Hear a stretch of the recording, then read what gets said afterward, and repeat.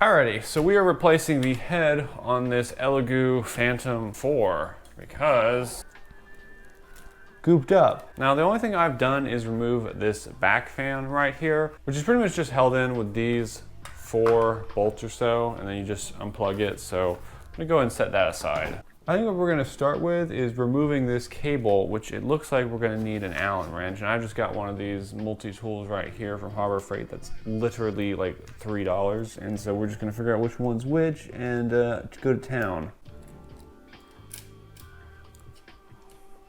Okay. And then does this just pinch or is it just, oh, I think it's, oh, there it is. So this just should be able to, oh, we pulled both these down and that comes off. Okay, perfect. Okay, so in order to take off the head, you don't remove the bearings. See how this one is? You've got these bolts right here. And, well, I guess there's not really any on the bottom. I guess it's these two. Dude, this is not gonna be freaking long enough to hit this.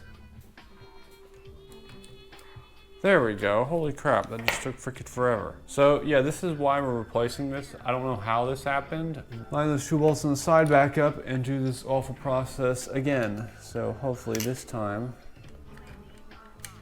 it'll be a little faster since I can just do at least this first one like this.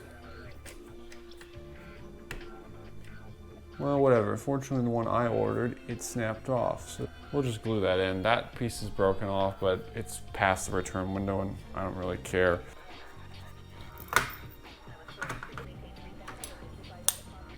Now we just plug this bad boy in right here. And boom! That should be everything needed to replace the head on a Elegoo blah blah blah blah blah whatever printer. I'm probably gonna keep this head for parts, especially this part up here, since this is not broken. I'd love to put it on this one, but this will do for now. So yeah, new head installed on the printer.